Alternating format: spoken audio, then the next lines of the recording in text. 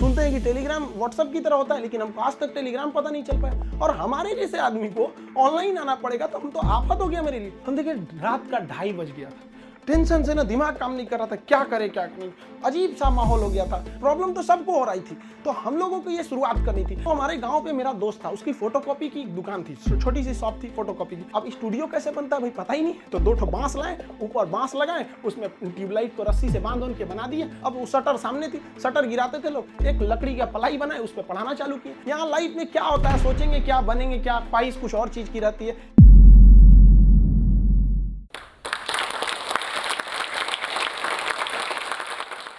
जय हिंद। बेहतर से बेहतर होने का तलाश करें, मिल जाए नदी तो समंदर की तलाश करें। टूट जाते हैं शीशे पत्थर की चोट से, पत्थर टूट जाए ऐसे शीशे तलाश करें। आज हम आपसे बीच में बात करते हैं अपने बचपन की कुछ कहानियों की। देखिए हमारा परिवार एक जॉइंट फैमिली में, हम लोग एक छोटे से परिवार में जन्म लिए। सब लोग एक साथ रहते थे, अंकल सबका परिवार यहाँ पे, उसमें हम लोग के मकान के भी एक कमरे थे जिसमें हम लोग रहते थे। बचपन में हम बहुत बदमाश थे, मेरी मम्मी को सबसे ज़्यादा परेशानी थी। कोई जॉइंट फैमिली होने की वजह से क्या होता था कि परिवार में बहुत लोग रहते थे, मोहल्ले वाले, पड़ोस वाले, और उस समय मोबाइल वगैरह नहीं होती थी, हम लोग यही गुल्ली डंडा वगैरह खेलते रहते थे। डेली किसी न किसी से हम झगड़ा किए रहते थे। मेरी मम्मी परेशान होकर रहती थी, करेगा क्या ज़िंदगी में, बहुत परेशानी हो जाती थी। और बचपन में थोड़ा सा फाइनेंशियली प्रॉब्लम होने की वजह से हर चीज़ लिमिटेड तौर पे मिला। स्कूल हम एक नॉर्मल से स्कूल में गए, और पेंसिल वगैरह तक का भी बचपन में हिसाब मिलता था। पेंसिल खरीद के आती थी, उसमें से आधा काट के आधा तुम लो आधा तुम लो, तुम्हारा पहले कैसे खत्म हो गया, तुम्हारा ज़्यादा कैसे चला, काफ़ी ये सब समस्याएं थी। घर के आगे एक कॉलेज था, उस कॉलेज में हम लोग जाते थे देखने के लिए, किसी का पेंसिल तो छूट नहीं गया, किसी का पेन, मतलब जो कुछ किसी का रह जाता था छुट्टी के बाद तो लेके आते थे लोग। या फिर किसी का मतलब कोई किसी के पेज में, किताब में, कॉपी में कुछ पेज सादा बच जाता था, तो हम लोग उसको कलेक्ट करके ले आते थे और मम्मी को देते थे। मम्मी देखिए इसमें 2 पेज सादा है, इसमें 3 पेज है, उस सबको ले आके एक जगह बनाते थे। मम्मी उसको सुई धागा से सिल देती थी और उसको हम लोग एक कॉपी बना लेते थे। आज भी आदत उसी में है। ये आज महंगी कॉपियों पर तो हाथ ही नहीं चलता है, वहाँ पर उसी भी आदत लग गई है वहाँ। और बचपन में हम लोग के घर पे गाय वगैरह भी थी, छोटे छोटे जानवर वगैरह, ये सब के पालने में इन लोग के लिए करते रहो। ये सब करते करते बचपना निकल गया। और इस बीच मेरे पिताजी जो थे वो अलग अलग जगहों पे वर्क करते रह गए, कभी शिप बिल्डिंग में, कभी पाइपलाइन में, कभी फॉरेन में, अलग अलग जगह पे। एक स्टेबल नहीं रहा, जिसका खामियाजा हम लोग को आगे जाके बहुत बड़ा भुगतना पड़ गया था। फाइनेंशियली खराब होने की वजह से हमको शुरुआत में, हम जब 8 पास किए तो वहीं से हमको फौज में जाने का थोड़ा सा जुनून लगा कि हमको फौज में जाना चाहिए। तो हम 9th में जब पढ़े थे, सैनिक स्कूल का एंट्रेंस का एग्जाम दिया, उसमें मेरा सिलेक्शन ही नहीं हुआ, पता नहीं क्यों सैनिक स्कूल में नहीं हुआ। तो फिर हमने पॉलीटेक्निक का दिया, तो पॉलीटेक्निक के भी उसमें देखिए एक्चुअली क्या है कि जो एकेडमिक पढ़ाई होती है उससे थोड़ा सा बेटर होता है जो कॉम्पिटिटिव होती है। तो 8 के बाद ही सैनिक के लिए एक कॉम्पिटिटिव वाला माहौल आ गया था। फिर पॉलीटेक्निक में दिए, उसमें रैंक अच्छा नहीं आया तो हम कहे छोड़ो, अब नॉर्मल 10th यानी मैट्रिक करते हैं, उसके बाद इंटर करते हैं। इंटर करने के बाद फिर हम लोग ने सोचा कि एनडीए का देते हैं। इस बीच AI ट्रिपल हम लोग के वक्त में होता था, AI ट्रिपल ही, उसको दिए। IIT के दिन तो हम सोए रह गए थे वहाँ। फिर एनडीए के गए सिलेक्शन के लिए, तो एनडीए में रिटन एग्जाम हुआ, वो काफ़ी ठीक ठाक था। और एनसीसी वगैरह हम लोग ने किया था, तो उससे फौज से काफ़ी ज़्यादा उससे जानने को मिल गया, कौन सा हथियार कैसे काम करता है। ये वो एक जुनून हो गया कि भाई हम लोग को ये कॉन्फिडेंस था ना कि फौज में हो जाएंगे तो ट्रेनिंग की कुछ खास जरूरत नहीं पड़ेगी। हम लोग तो इसे बहुत हद तक जानते हैं हथियारों के बारे में। सब होने के बाद वहाँ पे क्या होता है कि ये सिलेक्शन काफ़ी प्रोसीजर काफ़ी कॉम्प्लेक्स होता है। वहाँ मेडिकल जांच होती है हर चीज़ का। मेरा हाथ काफ़ी टेढ़ा है, अभी इतना टेढ़ा होने की वजह से दोनों हाथ कि मतलब अब मेडिकली आउट कर दिया जाए। अब मेडिकल आउट होने की वजह से ये सब चीज़ें सही नहीं हो सकती हैं। तो यही एक तो वही था मेरे लाइफ का। इसके आगे हमने कोई सपना ही नहीं देखा था कि हमको कुछ और भी करना है। शुरू से ही फौज में ही जाना था हमको। अब हमारे लिए तो एकदम विकट परिस्थिति हो गई, साथ ही साथ फाइनेंशियली भी दिक्कत हो गया। अब क्या करें, तो नॉर्मल एक सरकारी स्कूल से इंटर था मेरा, फिर एक नॉर्मल ग्रेजुएशन किए, ग्रेजुएशन BSc। अब इसमें फाइनेंशियली दिक्कत भी बहुत ज़्यादा आ गया। इन दिक्कत में सबसे ज़्यादा साथ दिया मेरे 3 दोस्तों ने, सोनू, पवन, हेमंत। ये 3 दोस्तों ने हमारा बहुत ज़्यादा हेल्प किया और हम सबसे खुश नसीब हैं। हम ये कह सकते हैं कि दोस्त हमें बड़ा बढ़िया मिले। तो सोनू था, पवन, हेमंत, इन लोग के पास जो पॉकेट मनी आती थी ना, तो जो घर से उसमें से काट के कुछ हमको दे देते, कुछ ये, तो हम लोग में मिलजुल के अच्छे से करते थे। तो एक साथ में हम लोग पढ़ाई करते थे। हम सबको, चारों को, हम लोगों को डिफेंस में ही जाना था। अब हम लोग ने क्या किया भाई, बाकी लोग की फाइनेंशियली ठीक थी, हेमंत की भी सही नहीं थी, तो वो सेल्फ डिपेंडेंट था। तो हेमंत ने कहा कि एक काम कर तो भाई, चलो तुम भी को टीचिंग में ले आते हैं। तो उसने क्या किया, हमको एक होम ट्यूशन के पास ले गया पढ़ाने के लिए।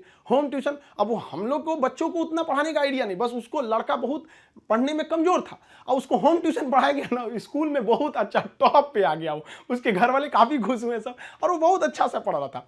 इसी बीच उसने कहा कि चलो तुम्हें एक कोचिंग में इंट्रोड्यूस करते हैं। तो एक कोचिंग में गए, वहाँ पे मतलब काफ़ी स्टूडेंट जो थे, मतलब बहुत ज़्यादा नहीं थे, नॉर्मल था कोचिंग वहाँ पे। वहाँ हम गए तो हमको फर्स्ट दिन केवल 6 लड़के मिले, और 6 लड़के में अजीब सा माहौल हो गया। वो हमको, मेरी दाढ़ी उड़ी भी नहीं थी, तो अजीब, उनको लगा कि तो हम ही लोग के बीच का है। तो हम 6 बच्चे को पढ़ाए, हमको भी खुद एम्बेरस फील हो रहा था कि ये लोग हमको उस तरह से देख क्यों नहीं रहे हैं। अब उसको 6 लड़कों से अगले दिन वो 50 हो गए, फिर 100, 150, इतना तेज बढ़ने लगा। अब वो कोचिंग वाला जो था उसको लगा कि नहीं भाई, पैसा तो ठीक आ रहा है यहाँ पे, ये तो ठीक ठाक है। तो उन्होंने हमको कह दिया कि भाई देखिए सर, आपको अपना नाम, पता, एड्रेस, मोबाइल नंबर कुछ भी नहीं देना है। हम कहे हमको जरूरत भी नहीं है इसकी, हमको चुपचाप पीजी वगैरह करना है यहाँ पे। हमारी तो फौज का सपना टूटा था, समझ में नहीं आ रहा था करे क्या करें यहाँ पर, क्योंकि लाइफ बड़ी अजीब चीज होती है। जब तक आपको समझ में आएगी आधी बीत चुकी रहती है। यहाँ लाइफ में क्या होता है, सोचेंगे क्या, बनेंगे क्या, ख्वाहिश कुछ और चीज की रहती है। यही है जिंदगी, सबको इसी के साथ चलना रहता है। तो हमने कहा कोई बात नहीं। उन्होंने कहा कि चलो भाई, हमारा उनको नाम पता था तो टाइटल की वजह से उन्होंने खान नाम दे दिया, खान सर। धीरे धीरे वहाँ पे पढ़ाते रहे, वहाँ पे लड़के बहुत हो गए। वो कोचिंग वालों को पैसा ज़्यादा दिखता था, हमें बच्चों का करियर दिखता था। वो कहते थे कि सर इतनी कम फी में आप इतना क्यों बता रहे हो। हम कहे सर हम कैसे करें, उनके साथ किस तरह से हम कह देंगे कि तुम्हें कम बता। इस वजह से थोड़ा सा टसल हो गया, हमको वो छोड़ना पड़ गया कोचिंग। फिर दूसरे जगह गए, तीसरे जगह। उसके बाद से हम लोग ने यहाँ पर आके अपना खान जीएस रिसर्च सेंटर किए। तो हमारा यहाँ पे कुछ खास जानकारी नहीं थी पटना में, क्योंकि हम लोग गांव एरिया से आए थे। तो यहाँ पे कुछ पार्टनर्स वगैरह को कुछ ढूंढे यहाँ के लोगों को, उन लोगों ने तो सत्यानाश ही कर दिया। उन लोगों ने सारा चीज 6 महीने बाद उन लोगों का फुल प्लानिंग था कि कोचिंग को हड़प लेना है। उन लोगों ने कहा कि बेंच भी मेरा, कुर्सी मेरा, पंखा में, सब कुछ। हम तो परेशान हो गए, मेरे पास कुछ भी नहीं बचा। ये हाल कर दिया लोगों ने कि हमारे जेब में केवल 40 रुपया बचे थे और घर लौटने के लिए 90 रुपये चाहिए था। हम परेशान हो गए, भाई कम से कम 90 तो छोड़ो, घर चले जाएं यार, पे यहाँ पे क्या कर दिए। कोई दिमाग काम नहीं कर रहा था। तो गंगा के किनारे हम बैठे थे शाम के वक्त में, टेंशन में। यहाँ पर सोचे कि अब टेंशन में जाएंगे, अब रूम। तो यहाँ से जब रूम पे गए, वहाँ पे पता चला वो दरवाजा खटखटाए तो कोई खोल ही नहीं रहा था। बड़ा देर बाद खोले तो मुझे कहाँ थे, हम कहे यहीं पे नदी बैठे थे, टेंशन में थे थोड़ा सा। कहे कितना टाइम हो रहा है, हम कहे यही 7-8 बज रहा होगा। तो उन्होंने कहा कि घड़ी देखो। हम देखे रात का 2:30 बज गया था। टेंशन से ना दिमाग काम नहीं कर रहा था, क्या करे क्या नहीं, अजीब सा माहौल हो गया था। अब हमको समझ में आ गया कि भाई हमारे पास केवल 40 बचा है, यानी ऊपर वाला हमको रोक रहा है यहाँ पर किसी ना किसी वजह से, तो हमें रुकना चाहिए। अब फाइनली हमने भी डिसाइड कर लिया कि अब हमको अपने फिर से एक नई शुरुआत करनी है। इस बीच हमको एक अनुभव मिला कि भाई सब पे आप आंख बंद करके भरोसा नहीं कर सकते। अब टीचर और स्टूडेंट का एक रिलेशन भारत में बहुत बेहतरीन है, ये आदिकाल से देखा जाता है। तो हमने क्या किया ना, अब कोचिंग्स में ना स्टूडेंट्स जो थे, बहुत जो पुराने थे, जिनका मान के चलिए कहीं जॉब हो गया, अभी ज्वाइनिंग लेटर का वेट कर रहे हैं ऐसे, तो उन लोगों को रखे कि भाई देखो हम लोग को फिर से शुरुआत करनी है, क्योंकि ऐसे हम लोग छोड़ नहीं सकते हैं। क्योंकि यहाँ पे क्या हो गया कि कोचिंग एक इंडस्ट्री बन चुका है, लोग इसको इनकम सोच रहे हैं। अब हम लोग आंख में इसलिए खटकते थे, हम लोग के लिए पैसे मायने नहीं रखते थे, लड़कों का पढ़ाई मायने रखता था। तो प्रॉब्लम तो सबको हो रही थी, तो हम लोगों को ये शुरुआत करनी थी। अब शुरुआत किए कैसे तैसे, थोड़ा बहुत पैसे से स्टार्ट किए लोग। अब वहां पे क्या है कि जो गरीब है पैसे मत दो भैया, विकलांग हो मत दो, कभी कोई इस तरह से जोर नहीं दिया गया। इस वजह से ही फाइनेंशियल प्रॉब्लम है। अगर अदरवाइज में आदमी पैसे के पीछे पड़ा रहता तो कोई प्रॉब्लम नहीं था। इस बीच हमारे कोचिंग पे बम चल गया, तबातोड़ बम चल रहा है। हमको अजीब सा लग गया कि भाई हम कोचिंग में कि बॉर्डर पे खड़े हैं, हमारा सपना तो नहीं पूरा हो गया, हम फौज में आ गए हैं। दीजिए देख रहे हैं पूरा अफरा तफरी मचा हुआ है बम से। इतनी तबाही हो गई, हमको मतलब एकदम लास्ट में आ गए कि हमको अब लगता है यहाँ से छोड़ देना पड़ेगा। फिर लड़कों ने कहा कि सर आप हाँ हिम्मत मत हारिए। हमारे कोचिंग में, हमारा जो कैंपस है इसके अगल बगल में 17 कोचिंग है, सबका शटर बंद हो गया, सब लोग भाग गए। लोग हम लोग अकेले, भाई कम से कम